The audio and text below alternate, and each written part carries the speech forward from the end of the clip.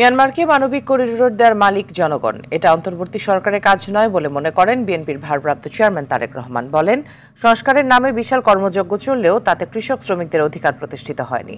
প্রান্তিক কৃষক শ্রমিকের অধিকার রক্ষার নির্বাচিত জনপ্রতিনিধি, নির্বাচিত সংসদ প্রয়োজন। বৃহস্পতিবার বিকেলে নয়াপল্টনে শ্রমিক দিবসের অনুষ্ঠানে এসব কথা বলেন তারেক রহমান। মাইদুর রহমান রুবেল জানাচ্ছেন বিস্তারিত। বাংলাদেশের পক্ষ থেকে মিয়ানমারের রাখাইনে মানবিক করিডোর দেওয়ার নীতিগত সম্মতি দিয়েছে ঢাকা। করিডোর দিলে বাংলাদেশ নিরাপত্তা ঝুঁকিতে পড়বে কিনা তা নিয়েও চলছে নানা আলোচনা। দেশের জনগণ কিংবা রাজনৈতিক দলগুলোর সঙ্গে আলোচনা না করে সরকার এমন সিদ্ধান্ত নিতে পারে কিনা তা নিয়ে প্রশ্ন তুলেন বিএনপির ভারপ্রাপ্ত চেয়ারম্যান তারেক রহমান। তিনি বলেন, করিডোরের সিদ্ধান্ত নিতে পারে নির্বাচিত সংসদ। বিদেশিদের স্বার্থ রক্ষার আগে দেশের স্বার্থ রক্ষা করতে হবে বলে মনে করেন তিনি।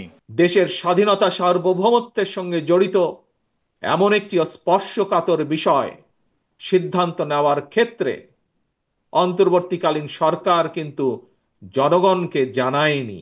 এমনকি জনগণের প্রতিনিধিত্বকারী রাজনৈতিক দলগুলোর সঙ্গেও কোনোই আলোচনা করার প্রয়োজন বোধ করেনি।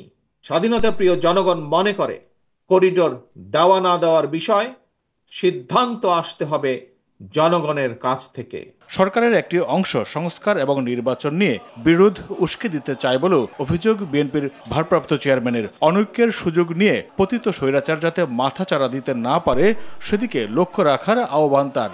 অন্তর্বর্তীকালীন সরকারের একটি অংশ সংস্কার এবং নির্বাচনকে মুখোমুখি দাঁড় করিয়ে ফ্যাসিবাদ বিরোধী রাজনৈতিক দলগুলোর মধ্যে সুপরিকল্পিতভাবে বিরোধ উস্কে দিতে চায়। প্রান্তিক কৃষক শ্রমিকের অধিকার রক্ষায় নির্বাচিত জনপ্রতিনিধি, নির্বাচিত সংসদ প্রয়োজন বলে মনে করেন তিনি। প্রান্তিক জনগোষ্ঠীর দুঃখ দুর্দশার সমস্যা সম্ভাবনার কথাগুলো যাতে রাষ্ট্র এবং সরকারের কানে পৌঁছে, এই জন্যই জনগণের প্রত্যক্ষ ভোটে নির্বাচিত জনপ্রতিনিধি, নির্বাচিত জাতীয় সংসদ এবং নির্বাচিত সরকার প্রয়োজন।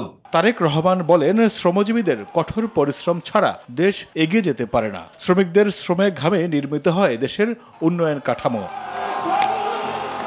মাইদুর রহমান রুবেল, RTV, ঢাকা।